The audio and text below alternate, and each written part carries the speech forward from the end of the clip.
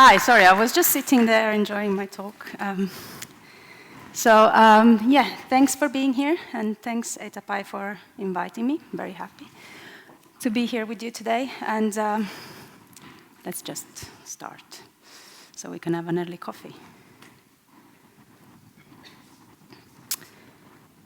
Is Arabic typographic history relevant? You might agree with me that sometimes in life, we purposely avoid to ask simple questions. The reason is that simple questions are somehow the most difficult. They usually have also straightforward answers, but they might be inconvenient to our circumstances, or they might require a lot of effort to get to it. So when I started my doctoral thesis, I decided to put the difficult question at the front, so I could face it first and give an answer to everyone that has been wondering why on earth there might be a need for a PhD on Arabic typographic history. A while ago, I came across to these quotes, and I thought that they could serve me quite well at this point, where I would be trying to persuade my audience that the time past might be behind us, but it might hold the key to know where we're heading tomorrow, and perhaps even point us in the right direction, having acknowledged where we stand today. What you can read here, said in better words that I could possibly come up with myself, it's a reminder that of the simple yet powerful relationship between time past, time present, and time future, and the nature of this remarkable relationship one to the other. So, back to the question. Is Arabic typographic history relevant? Arabic is the second most widely used script in the world, yet its typographic history is relatively uncharted territory. The earliest Arabic printing with movable type postdates the Latin one by 60 years. However, the gap in the body of typographic literature between the two scripts is way more significant if we think, for instance, about what we know on the type-making processes as a whole for each script. Despite the increasing interest in Arabic typography today, more focus is given to investigating its future possibilities rather than understanding its roots and evolution. I would argue that it is time to question and evaluate the sources that inform current practice, and that it is imperative to provide knowledge of typographic history to make more sense of design choices. Well, I am a practitioner myself, and I did question what I knew. Most importantly, I was aware of some of the things that I didn't understand, and since I did not find answer elsewhere, I thought that it might be on me to go out and elaborate them myself. One of the reasons that motivated my research was the discrepancy between the calligraphic models of the Arabic script and its typographic development, and the lack of studies that traced the origin of this divergence, and explaining the factors that caused it. It seemed clear to me that to find the answer, I had to focus on the transition of the Arabic script from manuscript to printed form, and the influence that this process had on the evolution of Arabic type forms. This meant focusing on the movable metal type technology because it represented the first instance when the script had to be adapted to a different technological environment other than writing. Moreover, having appreciated the varied visual appearance of written and printed Arabic forms, I had to build an understanding of those elements that contributed to produce an authentic representation of the Arabic script and identify them within writing and printing so I could ultimately make independent qualitative assessments.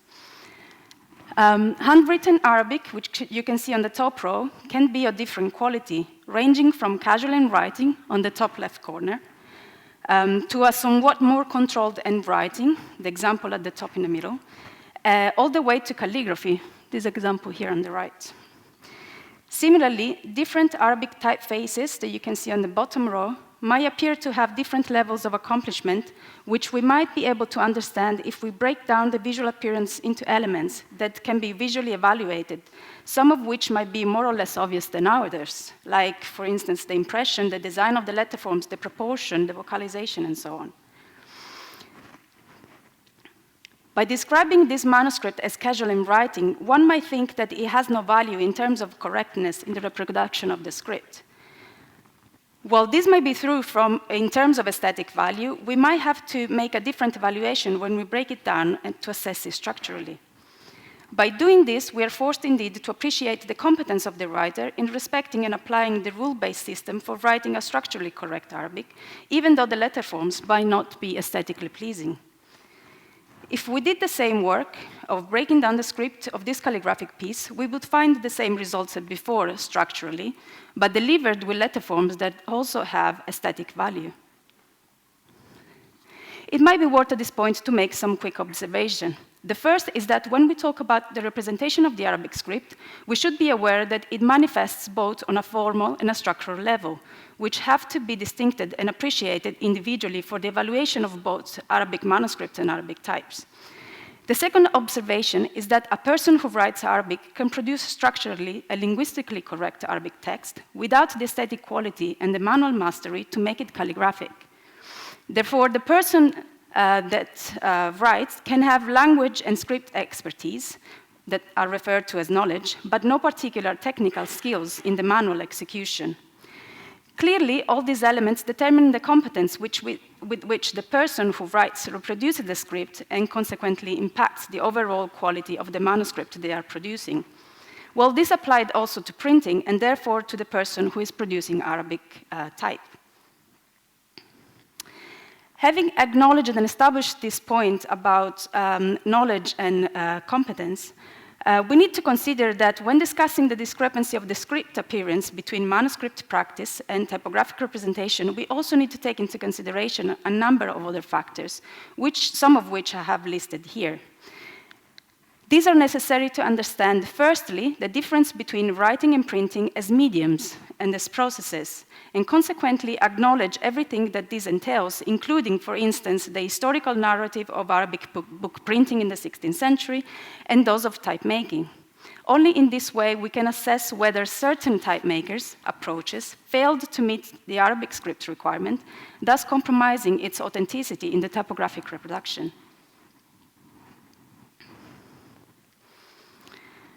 A central aspect of my research is typographic analysis as a tool for evaluation. It enables to isolate elements of technical or formal innovation that are important to track the progress and the evolution of Arabic typography. It allows to understand how the varied typographic appearance of the Arabic script can be discussed in terms of acceptability from the perspective of the reader and the type makers, and also have a better understanding of the compromises the typographic composition imposed on the script, both things that I had identified as my key research questions.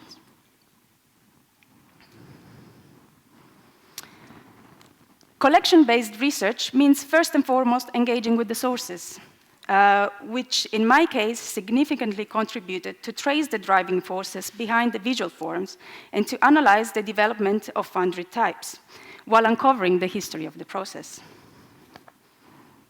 But I cannot talk about research without highlighting the centrality of critical thinking as guidance to ensure a coherent approach and eventually a higher qualitative standard of the research itself. The most simple definition of critical thinking is perhaps the objective analysis of facts to form a judgment. However, critical thinking is also about questioning and learning with an open mind, which means not only asking questions, but also interpreting evidence and data. For this reason, we need to look and use reliable sources and shape links between the things we observe in order to develop well-reasoned argument on the subject at hand. Methodology is also essential for the research to provide a systematic approach. Perhaps the best way to describe collection-based research is in terms of a process where the identification of the relevant primary sources is the first step. On the other hand, accessing the sources and collecting a database of image is also key because it allows to have time for examination and cross-referencing, also away from the repositories that often are visited only for a limited amount of time. Collection-based research also means being exposed to a variety of primary sources that are instrumental to find evidence and build arguments, so it is important to understand how each should be approached to derive maximum benefit. In my case, primary sources included various objects and documents, some of which I will illustrate shortly, using the case study of the Italian Typography Medici, the most important Oriental printing house operating between 1584 and 1614, in Italy, that is. Its most renowned Arabic types were designed by the French punch cutter Robert Granjon. The Medici Press offers the largest and most diverse amount of typographic material on Arabic types that has survived from the movable metal type period, including unique documents that do not exist, as far as I know, for any other printing press.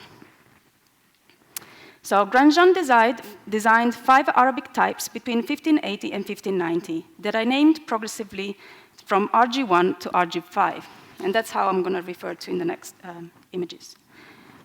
He cut the first Arabic type for the Papal Polyglot Press, established in 1578 in Rome. RG1 survived in a single-sheet specimen from 1580, the one on the left, an undated printing proof that you can see on the right, and it was used in the text of a Medician book printed in 1584-85.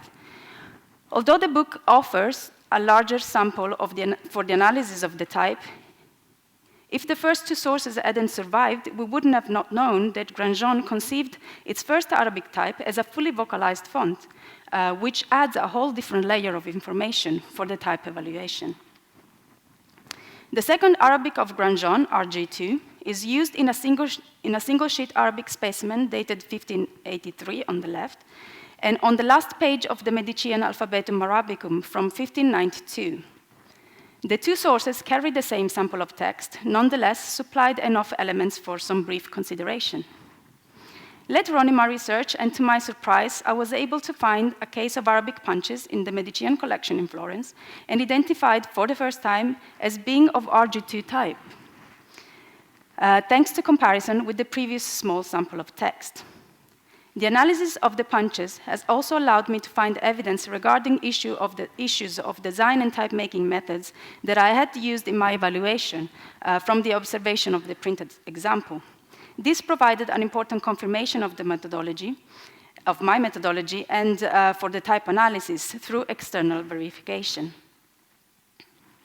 The third Arabic type is perhaps the most famous of Granjon's Arabic, used in the Medician renown Evangelium, also known as the Gospels, a work first printed in Arabic in 1590, followed by a bilingual edition in 1591.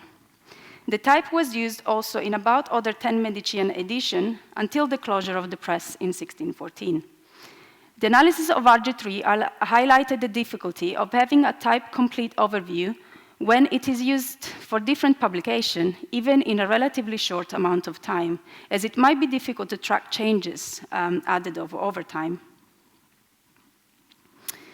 One of the most important things about this type is having been able to find evidence of the handwritten model used by Granjon as source of inspiration for designing the Arabic type, identified in the handwriting of Giovanni Battista Raimondi, Italian Orientalist and director of the Medici Press. A comparison between some of the manuscripts written or copied by Raimondi with the type forms of RG3 reveals a closer resemblance and the origin of some of Granjon's design and characteristic features in Raimondi handwriting. Moreover, some of the variants seen in Granjon's design can also be traced in Raimondi handwriting, showing a marked inclination towards a close reproduction of the model. So you can see Raimondi handwriting on the top of each couple, and RG3 is the type. And you can hardly spot any difference. And these are some other examples extracted from some other manuscripts and the same type.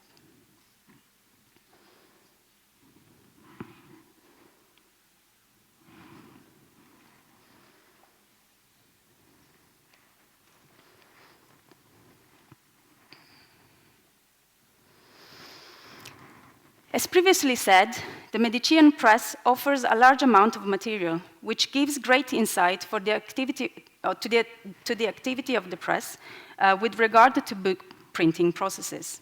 An example is the manuscript prepared by Raimondi as layouts for print, like this grammar, that shows correspondence in the layout of the printed edition. So it's the manuscript on the left and the Medici book printed on the right. As example, the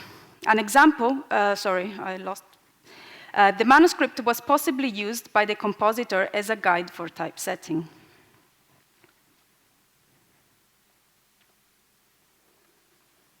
A similar example is this manuscript that we saw earlier, It's a manuscript layout of Raimondi's Persian grammar that, however, was never printed. The manuscript is nonetheless an important source for the preparation of this important work and for a sample of the Orientalist Arabic handwriting, both in Naskh and Nastaliq styles, or supposedly so. The relationship between manuscript and printed editions was another important element in my research. And only occasionally it was possible to find significant examples where this relationship could be established. The best example that I have found so far is this of the Medician printed edition of the Euclid on the right, and 2 manuscripts in the Medician collection. The first manuscript on the left relates to the printed edition, mainly for the content point of view, including the illustrations, while the second manuscript in the middle has a relationship to the printed edition from the layout point of view, and as already mentioned, it supplies evidence of the handwriting of Raimondi resembling Granjon's Arabic type. Here is a comparison with the larger RG3 type, and here with the smaller RG4 type of Granjon.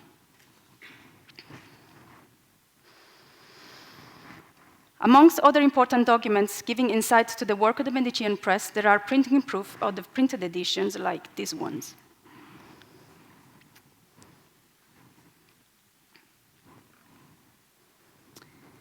Another bulk of unique documents from the press are those from the personal collection of Raimondi, who as the director of the press held the correspondence and accounts like these documents showing evidence of the payment to Granjon for the punch cutting and casting of some of the Arabic types.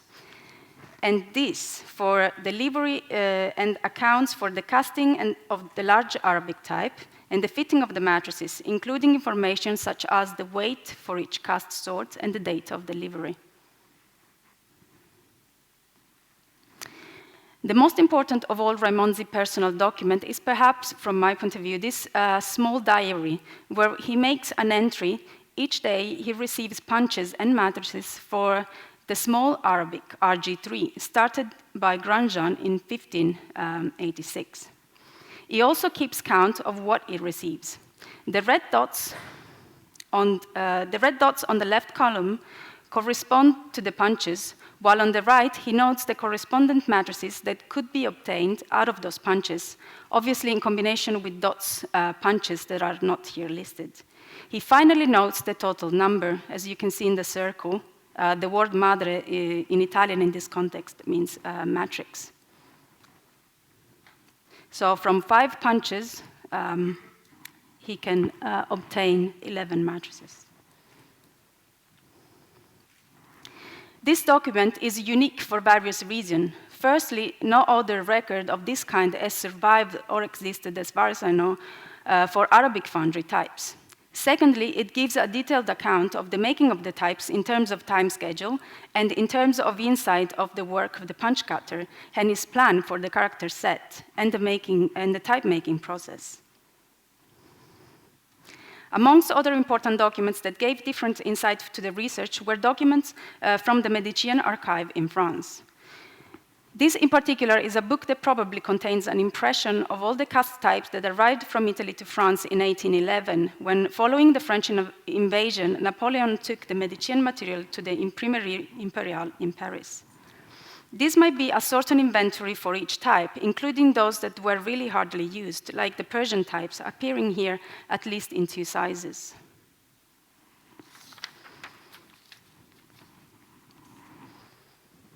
Significant documents are also those made by the Imprimerie to record the Medician types now in their possession, like this one that collects impression of the punches and matrices for each type. And these that documents the amendments that were made to said types, recording which punches in the left document and which matrices in the right had to be changed. And finally, the case layouts that supplied an overview of the font synopsis for further investigation and cross-referencing. Beside these documents, there is important typographic material that has survived and that serves us differently during the research because it provides the most reliable evidence of the type-making processes. Here's some example of cases of punches of Granjon RG3 Arabic types survived in the Medici collection at the Cabinet de Ponson in France. And also in Florence.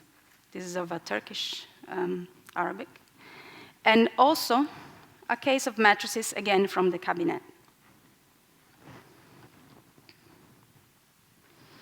By looking at the punches, we can, for instance, find evidence of type-making techniques, such as that of stepping punches to add diacritic dots.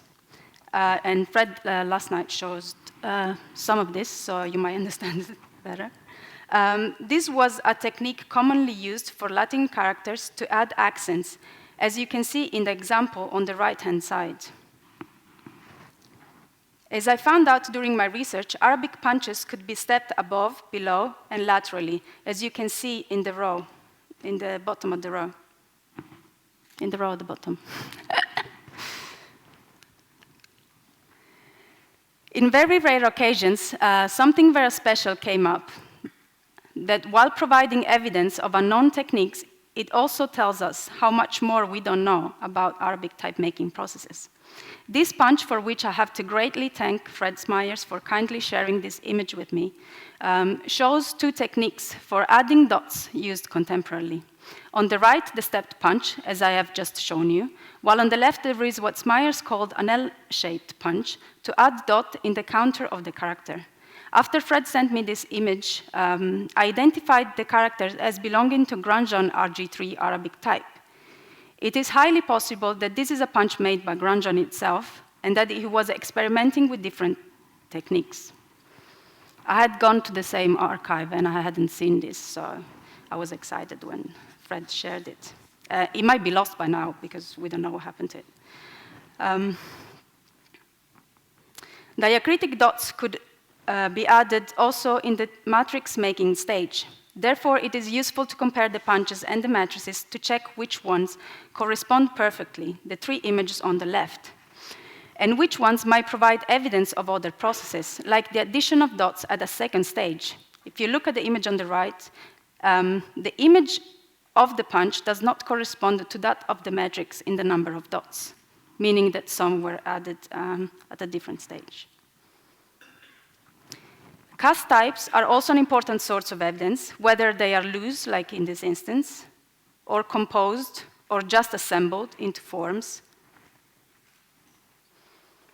We can find important information regarding the position of a letter on the sort, or regarding the techniques to kern characters, and also the extent of their overhanging characters, like the one of the Syriac example on the top right corner. We can also find evidence of objects that we don't quite know what they are, like these two images on the right. It might be a noon character and the gap to add the dots or something, but I'm not quite sure. Sometimes, but again rarely, we win the typographic lottery, and we find evidence of what we were exactly looking for, but perhaps not in the form we quite expected. These elongated characters of Granjon RG3 Arabic types were not kerned, but the source had a cut to accommodate the composition of other letters in the swashed stroke, as we can see in the corresponding printing page. Finally, cast metal types can provide some supporting evidence of typesetting techniques for which there is only limited historical evidence. It appears that there were two methods of hand-setting Arabic types. The first method followed the same procedure as used for Latin script type, starting the composition from the left to the right, and this was seemingly the most used method. The second method started the composition from the wrong end of the stick, thus proceeding from right to left. Due to the reading direction of the script, and depending on the method used, the letters would be upside down on the composing stick, as it happens when typesetting Latin, or would be the right way up, so the way we read it normally. What we have seen so far is a series of examples of how archive-based research, examination, and cross-referencing of sources are instrumental to to effectively uncover Arabic typographic history. In the second part, I would like to discuss some design aspects of Arabic that I have looked at in my typographic analysis, while highlighting the importance of typographic history to inform the critical assessment of Arabic visual forms. Seeing a piece of Arabic text printed on a page and understand why it looks a certain way requires knowledge of the script, but also of the wider context in which it's represented. This means, for instance, being able to identify whether the final visual type forms were a result of design decisions, or influenced by other factors, such as the technological frame in which they existed. This is important for two reasons. Firstly, to make correct evaluations. And secondly, to avoid having a somewhat incomplete or faulty account of history. The two elements that I would like to discuss are the connection of characters and the cascading feature of Arabic to see how they were attended to typographically in foundry types. Regarding the joints, it is clear that the connecting nature of Arabic was going to be affected by a technology that imposed breaks between individual sorts, and thus that its representation would be somewhat compromised. However, it is important to identify where the punch cutters made clear effort to improve the quality of the joints within the constraints. For instance, in the first ever Arabic foundry types, GDG1, produced by Gregorio de Gregori in Italy, the punch cutter introduced rounder joints by adding sorts that carried combination of letters. Clearly, this is visually still problematic, but it gives insight of the punch cutter thought process of what the joints should look like if the technology did not impose letter on individual sorts, or what should kindly look like. I mean, they're not great, but. In the third Arabic type produced by the Paganini printers in Italy, APQ1, this is a type used for the first ever printed Quran in 1537-38. The punch cutter introduced a small connecting sort that is curved on one side to have a smoother connection with the following characters. The sort also served to add space between combination of letters that would otherwise be too tight, improving the fitting of the type.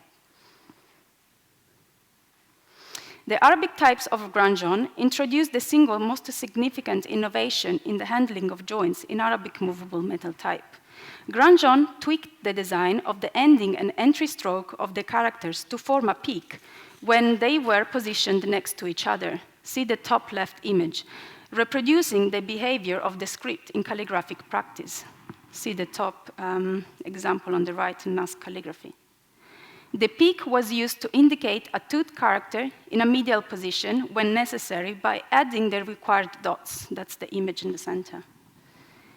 This system was also applied to create different extensions, what in Arabic we call kashidas, in the connecting between characters, and that is shown in the image at the bottom. He had smaller and longer connections. And they were also made with the same system. And that improved the baseline joints, which is much rounder.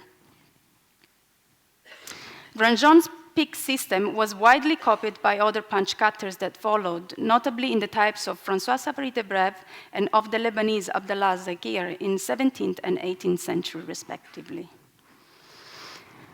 Another design element of the Arabic script that I wanted to discuss is the cascading feature, or what I designated in typographic terms as multi-level composition, because the joining of characters had to be broken over different levels of printing to represent the stacking of letter forms typical of calligraphic or handwritten Arabic practice. This happened regularly with the Jim letter group in medial and final position, but also in other instances. The characters requiring connections elevated from the baseline affected the position of their neighboring letters. Arabic type makers devised different solutions. Sorry. Yeah, I skipped a slide.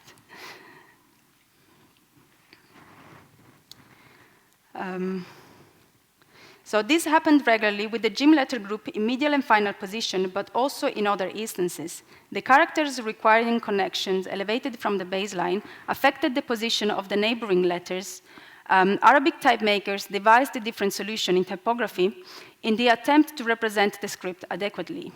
Some of these solutions are shown here in overview, although we are not going to discuss how these were achieved technically, but only making some formal observations. To achieve multi-level collection of the Jim letter group, Granjon created in his first type, RG1, these variants. The first to be used with preceding tooth characters, and the second pair of variants to join with other letters. The design of the first variant of Granjon was visually similar to calligraphic practice as represented with the decotype font, but functionally it did not replicate cascading connections because it forced preceding characters to join on the same level and not be raised as the script required. The same happened with the second variants that did not match the requirement of the script functionally and not even design-wise. Only occasionally, like in the image in the middle on the right, the second pair of variants allowed a raised connection on the second level, especially if preceded by a ligature, but overall the effect is not satisfactory. Granjon managed to achieve accurate representation of cascading letter forms only with the help of ligatures. Like you can see in the image at the bottom, is much improved. In the RG3 type, Granjon introduced new variants for the Jim letter group and a new method to join with preceding characters thanks to a connecting stroke. This connection stroke could turn into a toothed letter by adding diacritic dots, as you can see in the example at the bottom. Even this new method did not correctly represent the script's requirement, flattening 2 or 3 levels cascading connection to a single level into a linear arrangement. However, this decision should be contextualized as a pure technical decision to simplify the composition and did not represent a lack of knowledge of the punch cutter that in other instances had represented the cascading connection correctly through the design of numerous ligatures. Granjon's method for joining the Jim letter group were variously copied or modified by many Arabic types that follow, such as those of the Dutch Raphaelengus and Erpenius, which I actually had shown here in this other example. The one on at the end on the right is Erpenius, and the one before is Raphaelengus. It's just variation of the same thing.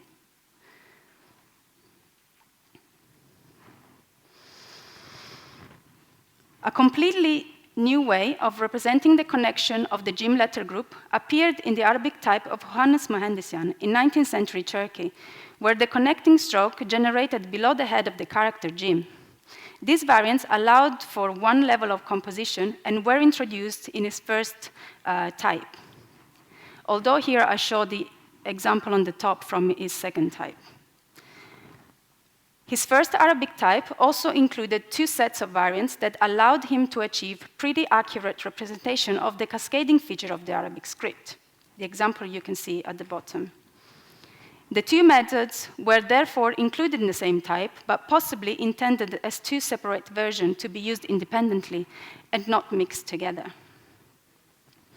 Enabling the elimination of the second level of alignment by flattening all the cascading connection to one level, it seems clear that the linear arrangement served exclusively to obtain a simplified composition, having already experimented with the cascading connections. However, what is most interesting about this linear arrangement and the variants that represent this linear arrangement is not the function, but the design itself, that appears to be visually related to Arabic calligraphic practice, mainly in the Toulouse style, but also in the Naskh style. I need to remark that the type forms of Mohandisyan and the calligraphic styles resemble each other only visually, but they do not serve the same function. In calligraphy, the stroke that appears under the head of the Jim letter group in medial and final position is effectively the termination of the preceding characters to which it belongs. It implies that the preceding characters, it's always in final or isolated position. The calligrapher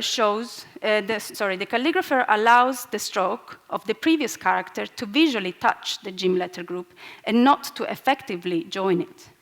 We could describe this as a simple composition artistic license. The type maker, on the other hand, has adopted this visual feature but applied it to serve a completely different purpose. So the ending stroke of the previous character has effectively become part of the Jim letter group, becoming the connecting part of the character. If this hypothesis is true, we could be looking at a borrowing of the graphic language of calligraphy to serve a different typographic purpose. But we can't establish whether the typemaker was introducing a conscious interpretation of the function or not. What is even more interesting is that this typographic interpretation seems to appear also in calligraphy and can be observed in the work of 20th century calligraphers, as you can see in this example, kindly supplied by Iraqi calligrapher Wissam Shaukat. When I had this conversation with him, he mentioned that he could observe this behavior happening only in Jali Tulut and Jali Diwani calligraphic styles, but not in Naskh. The clue that this is happening in this example is that the Jim letter groups join to preceding characters that are in initial or medial position and not in final or isolated, as it happened in this other example of calligraphy that I had shown you here. It remains to be established if this contemporary calligraphic practice was influenced by the typographic usage of the linear arrangement of the Jim letter group. Something that we could designate as a typographism or a typographic approach applied to calligraphy that in turn was established itself as a typographic convention departing from an interpretation of the traditional calligraphic use. Or if this is a manifestation of the natural evolution of the Arabic script system in the writing domain. It is safe to say that either way, the use of the linear method for joining the Jim letter group have now become common practice not only in Arabic type design, but also somewhat ironically in teaching Arabic calligraphy. Where is the truth? Is this a prime example of the legacy of movable metal type into the structure of the Arabic script and into today's Arabic design practice? Is this a prime example of a typographic convention that we have accepted without never really questioning its origins?